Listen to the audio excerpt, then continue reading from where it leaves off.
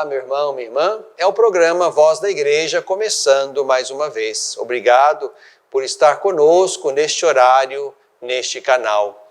Estamos mergulhados no mistério do coração do Senhor Jesus. Mês de junho, mês dedicado ao Sagrado Coração de Jesus. Neste 11 de junho celebramos a solenidade anual do Sagrado Coração de Jesus e somos mergulhados então neste mistério de amor, que o Senhor Jesus expressa na nossa direção.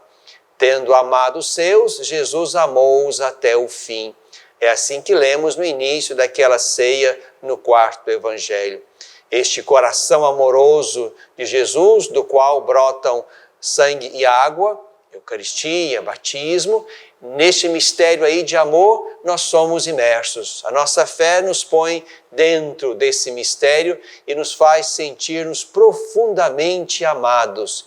E porque amados, salvos. E assim tomamos posse dos bens que o Senhor Deus, o Pai, deu ao seu Filho Jesus Cristo e nós somos co-herdeiros de Cristo, destes bens que o Pai quer dar a todos os seus filhos e nos dá esses dons a partir e por intermédio de Jesus Cristo, o seu unigênito.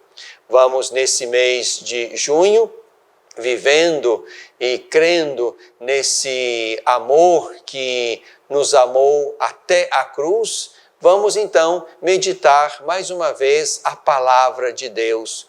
O evangelho que vamos usar neste domingo, o domingo que é o 11º do tempo comum. Bebendo da fonte é o nosso primeiro bloco. Você pode então tomar o texto que nós usaremos na liturgia deste domingo. É o texto de Marcos. Marcos, capítulo 4, versículos 26 ao 34. Jesus dizia-lhes: o reino de Deus é como alguém que lança a semente sobre a terra. Quer esteja dormindo ou acordado, de dia ou de noite, a semente germina e cresce, sem que ele saiba como. Por si mesma, a terra produz o fruto. Primeiro a planta, depois a espiga e por último o grão que enche a espiga. Mas quando o fruto está maduro, ele mete logo a foice, porque o tempo da colheita chegou. Jesus dizia-lhes: com que ainda podemos comparar o reino de Deus? Com que parábola podemos apresentá-lo? É como um grão de mostarda, que ao ser semeado na terra é a menor de todas as sementes sobre a terra. Mas depois de semeado, cresce e torna-se maior que as demais hortaliças. Estende ramos tão grandes que os pássaros do céu podem abrigar-se à sua sombra. E com muitas parábolas como essas, Jesus dirigia-lhes a palavra, de acordo com o que podiam compreender. Nada lhes falava sem usar parábolas, mas quando estava a sós com os discípulos, Jesus explicava-lhes tudo. Meu irmão, minha irmã, continuamos então o tempo verde, o tempo comum. Estamos então celebrando o 11º domingo do tempo comum. Vamos lendo o evangelista Marcos, que é o evangelista deste ano, o ano B da nossa liturgia. E aqui então chegamos ao ponto em que Jesus, anunciando o mistério do reino, compara o reino de Deus à semente lançada sobre a terra e toma uma delas, a menor, a pequenina, o grão de mostarda, para falar deste reino. Com a primeira parábola, Jesus fala do dinamismo. Com a segunda, Jesus fala da proporção com que esse reino pode e é construído. A primeira parábola é aquela, então, da semente que, lançada sobre a terra, cresce dia e noite. Com o semeador acordado ou dormindo, esta semente cresce. Cresce e dá fruto no seu tempo. Isso aqui nos põe, portanto, no dinamismo do reino de Deus. Esse reino anunciado e inaugurado por Jesus, esse reino está na história. A história que nós fazemos com Deus é a história, então, digamos, da construção e da visibilidade deste reino. Estamos nesse trilho. A presença de Jesus na história põe o mundo neste trilho, o trilho do reino de Deus. Sabemos, então, para onde vamos? Sabemos onde este trilho nos levará. Estamos no trilho misterioso do reino de Deus. E esse reino de Deus misteriosamente está entre nós, cresce entre nós, com a nossa presença desperta ou dormindo, esse reino vai tomando, digamos, lugar, vai ampliando as suas dimensões. Isso que significa, portanto, que não podemos mais imaginar que haja outro destino para a história. A história está encaminhada, destinada, finalizada na plenitude do reino, cujo mistério já está em andamento. Vai crescendo. A presença do homem, da mulher que creem no coração do mundo é uma presença que põe cada um diante desse mistério. A presença de cada um, a decisão de cada um, a vida de cada um é afirmação ou negação deste reino. Mas não se pode fugir do dinamismo dele. Acordados, dormindo, esse reino vai nos levando pouco a pouco para dentro da plenitude de Deus. No tempo certo haverá a colheita. Quando o fruto está maduro, ele mete logo a foice porque o tempo da colheita chegou.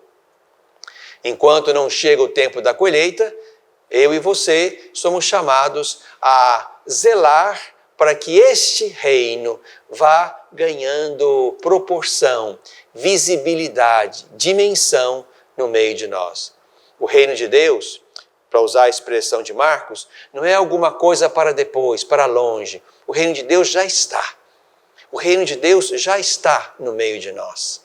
Pedimos que ele venha tomando proporções maiores. Esse reino precisa atingir cada coração, cada família, cada comunidade, cada ambiente, até ser aquilo que Deus e nós fizemos juntos no caminho da história. Até que chegue à plenitude. O dia, então, de meter a foice e fazer a colheita. É importante, meu irmão, minha irmã, que nós entendamos isto. Tudo o que fazemos, eu e você, está remetido ao reino. Tudo o que fazemos. A minha vida e a sua vida de fé serão julgadas diante de Deus por aquilo que nós fizemos para afirmar esse reino com seus valores, seus critérios e os seus elementos, ou aquilo que nós não tenhamos feito.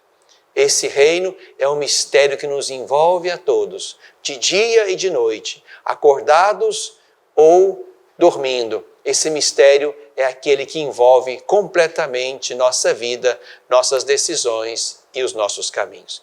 A outra parábola é a parábola do grão de mostarda. Uma semente pequenina que plantada dá uma hortaliça grande onde os pássaros podem fazer a sua sombra. Com essa parábola, Jesus quer nos mostrar a proporção pequena com que cada um pode acrescer com a sua vida e com a sua história ao mistério do reino. Por menor que seja a minha presença boa, essa mínima presença boa, esse mínimo gesto bom, esta boa e positiva disposição diante das pessoas, isso é uma semente pequenina que lançamos hoje e não sabemos que proporção ela vai poder gerar no dinamismo do reino. Como também o contrário, a pequena coisa ruim que plantamos, também isso terá implicações. Jesus aqui quer nos fazer entender que a nossa pequena ação, no caso positiva e boa, ela é acréscimo, ela é alimentação, ela é adubo ao mistério do reino. A minha pequena ação boa, eu consigo, digamos, dizer onde ela está e a quem eu a fiz. Mas essa pequena ação boa pode repercutir em muitas outras ações boas que decorrem dali.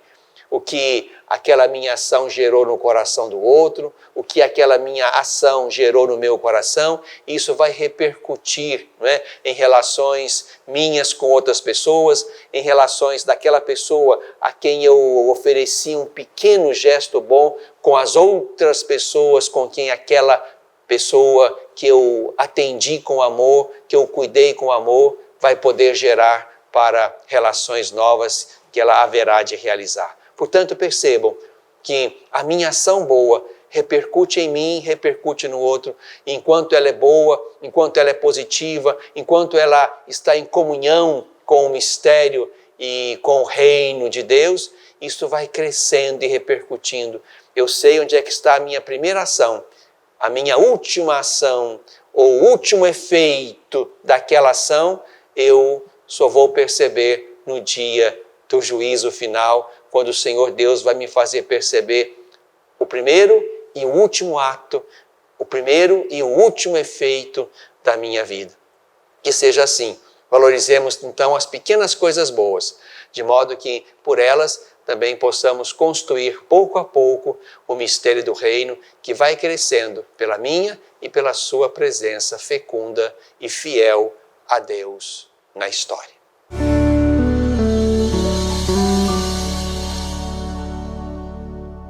Você sabia que parte do que você paga de imposto de renda pode ser direcionado ao Lar dos Idosos de Divinópolis? É uma maneira bonita de expressar compaixão e de contribuir com os idosos de nossa cidade. Pergunte ao seu contador ou ligue hoje mesmo para o lar e se informe. É fácil e você destina parte de seu imposto para quem precisa. Lar dos Idosos de Divinópolis. Cuidado e amor na hora certa.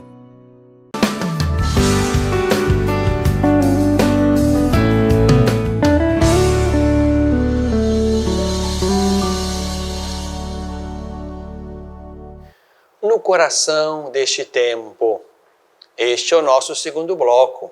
Estamos no mês de junho, mês do Sagrado Coração de Jesus, estamos ao redor da solenidade anual do Coração de Jesus e olhando e aprendendo com este coração, nós somos chamados, portanto, a reagir diante de um mundo que precisa e espera o nosso testemunho de fé.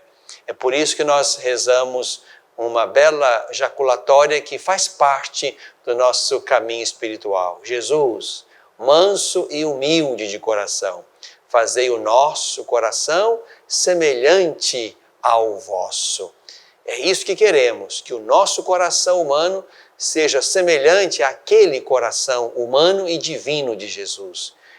De maneira que tenhamos Jesus como a nossa medida de humanidade. Queremos ser como Jesus. Queremos para nós os sentimentos do Cristo Jesus, como lembra Paulo aos Filipenses. É isso que nós queremos para nós. O caminho da fé, o itinerário da fé é este, de buscando imitar, seguir o nosso Mestre, possamos também no coração deste mundo que está envolvido no mistério do reino, no coração desse mundo. Nós somos chamados a ser homens e mulheres profundamente identificados com Cristo e com o seu mistério de um Deus presente na nossa história e na nossa carne. É importante que, olhando para Jesus, aprendamos dele a compaixão, a misericórdia, a proximidade. e outras tantas coisas que o nosso tempo precisa. Estamos ainda envolvidos numa pandemia que nos mantém em situação ainda de cuidado, de risco, infelizmente de morte. E é preciso que neste tempo difícil, e difícil sobremaneira para os mais pobres ou para aqueles que perderam o trabalho, o salário e com isso também perderam a capacidade de cuidarem de si e das suas famílias com dignidade, é a hora então do exercício da compaixão, da misericórdia, da proximidade, que são dons e sentimentos que estão no coração de Jesus e que precisam estar no coração dos seus discípulos. Somos chamados nesta semana a dar um incremento novo na campanha É Tempo de Cuidar. Esta é a campanha emergencial que a Conferência Nacional dos Bispos do Brasil e a Cáritas Brasileira estão promovendo já desde o início da pandemia. E esta campanha É Tempo de Cuidar, nesta semana, do dia 8 ao dia 12, nesta semana a campanha quer ganhar um incremento com uma nova onda de solidariedade. Você, meu irmão, minha irmã, onde quer que você esteja, na nossa Diocese de Divinópolis, ou onde quer que você esteja agora assistindo, ouvindo, participando desse programa, você está chamado nesta semana, então, ao exercício da solidariedade e da partilha. Nós sabemos que as dificuldades se multiplicam, a fome também vai rondando as famílias e novas famílias. Os números falam de 125 milhões de brasileiros que acordam sem saber o que vão comer naquele dia. E isto é algo que deve preocupar e sensibilizar o nosso coração crente, o nosso coração cristão. Por isso, nessa semana, e essa campanha precisa continuar, né? Pode ser feito este gesto em qualquer outro tempo, mas nesta semana, sobremaneira, somos chamados a levantar de novo, com nova vontade e com nova disposição de partilha, a campanha É Tempo de Cuidar. Então você pode levar aí na sua paróquia, na sua comunidade, ou em algum outro ponto de recolhimento, você pode levar uma ajuda que sirva para a alimentação de alguém ou de alguma família, pode levar agasalho, pode levar material de limpeza, de higiene, tudo aquilo que você sabe que neste tempo de necessidade e de frio, vai ser importante que alguém receba, que alguma família receba. A pandemia, infelizmente, vai gerando novos pobres, ela vai se esticando. E aquilo que pessoas e famílias tinham como alguma reserva, isso vai acabando.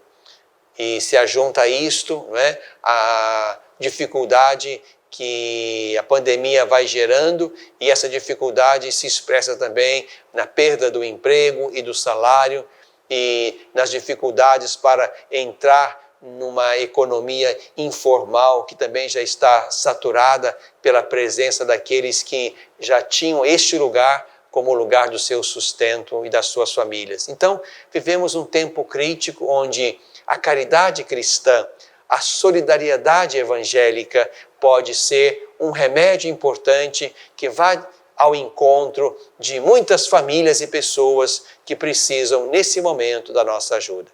É tempo de cuidar. Então, se lembre disto. Ao longo dessa semana, ao longo deste mês, ao longo deste tempo difícil de pandemia, cada um está chamado a exercitar-se neste sentimento positivo e bom do coração de Jesus. A compaixão. Compaixão que gera solidariedade e partilha. Esteja atento aí. Há certamente muitas entidades se organizando para isto. Você pode então aderir à campanha feita aí pela sua comunidade católica, pela sua comunidade evangélica, por muitas ONGs que estão se organizando também para isto.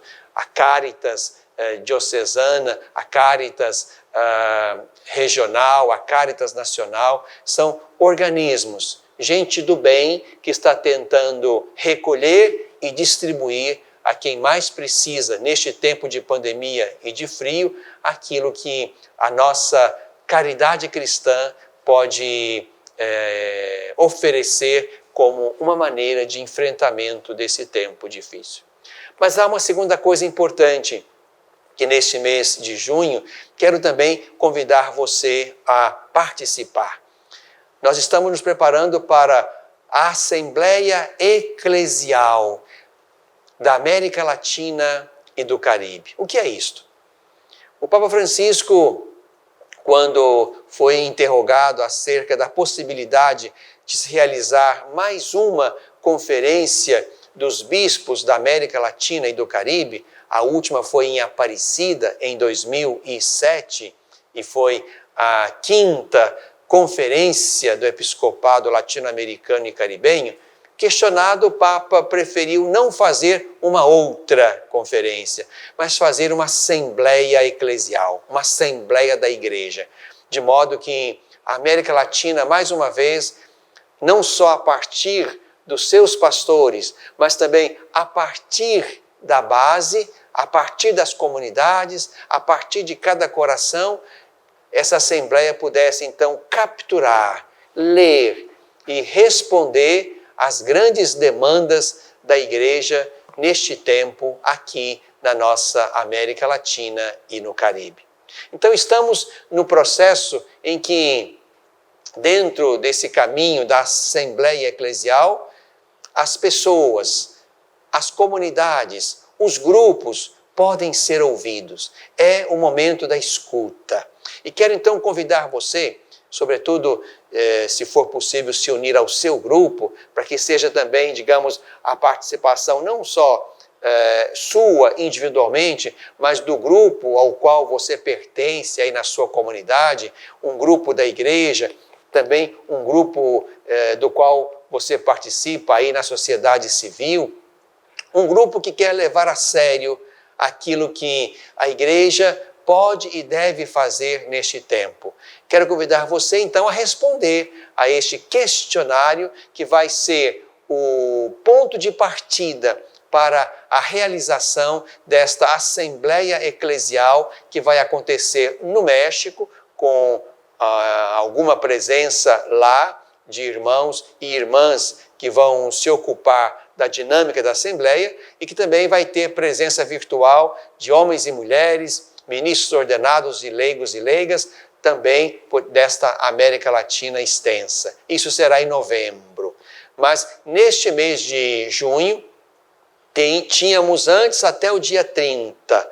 Agora foi estendido o prazo até o final de agosto, para que possamos então dar a nossa contribuição. Você e o seu grupo podem dar uma contribuição.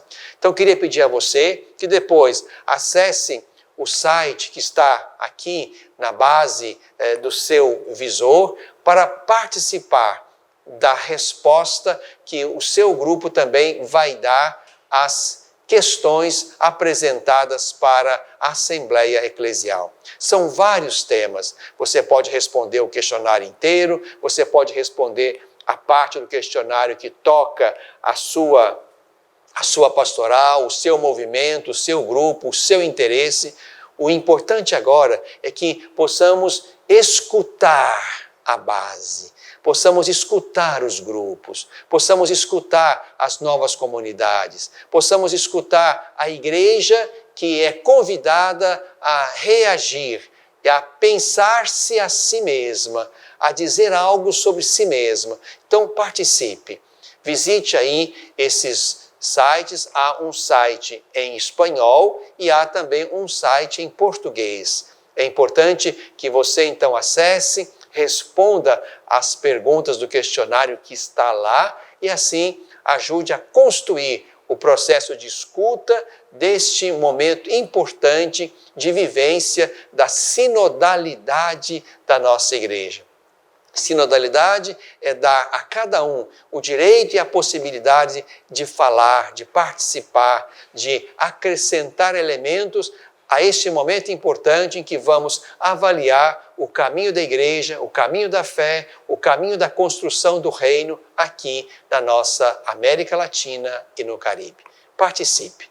São momentos importantes desse nosso mês. A campanha solidária e o questionário para a grande Assembleia Eclesial que realizaremos em novembro.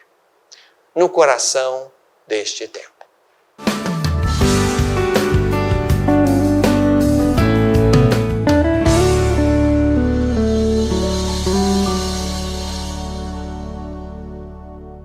Às vezes, tudo que uma criança precisa para superar uma tempestade em sua vida familiar é encontrar um lar provisório.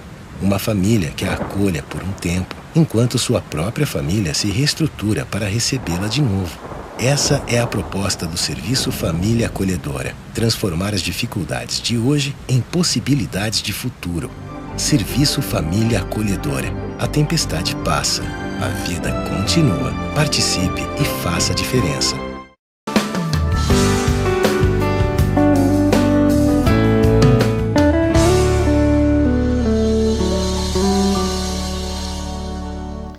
Na tradição da igreja, este é o último bloco do nosso programa, Voz da Igreja. Queria partilhar com você a história, a devoção e, ao mesmo tempo, o nosso grande afeto por Santo Antônio. 13 de junho, celebramos Santo Antônio. E muitas catedrais, muitas igrejas paroquiais, muitas capelas estão dedicadas a Santo Antônio. Um santo que é muito conhecido, amado no meio da nossa gente. Um santo para o qual olhamos e aprendemos dele um amor profundo à Sagrada Escritura. Um conhecedor e, mais do que isso, um catequista, um evangelizador. Um profundo conhecedor da Palavra de Deus, que é também tarefa minha e sua. Mas também um homem da caridade, um homem que não perdeu jamais de vista os pobres, os necessitados. Portanto, alguém que tem a nos ensinar também neste tempo. Não perder de vista a Palavra de Deus, a Sagrada Escritura, que nós somos chamados a venerar. Também como veneramos o Santíssimo Corpo e Sangue do Senhor Jesus, mesmo que numa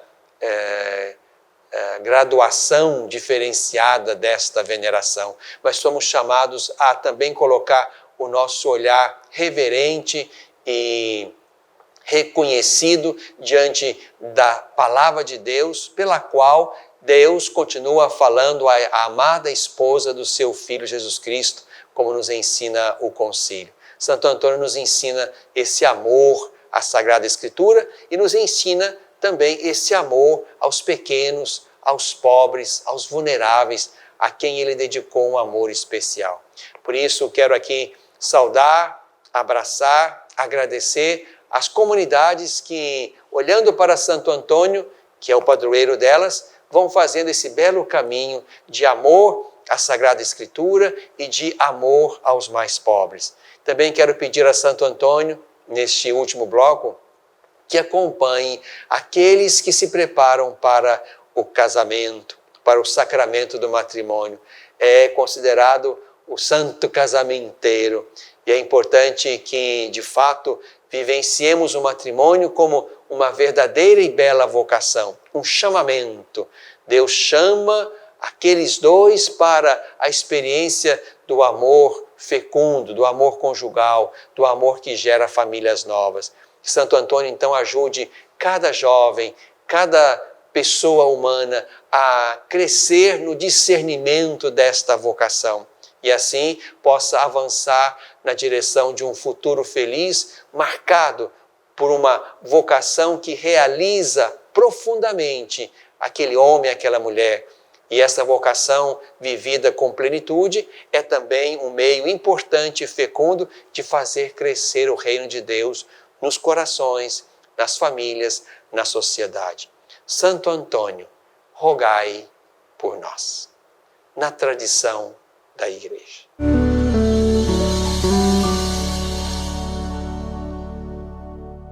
Você sabia que parte do que você paga de imposto de renda pode ser direcionado ao Lar dos Idosos de Divinópolis? É uma maneira bonita de expressar compaixão e de contribuir com os idosos de nossa cidade.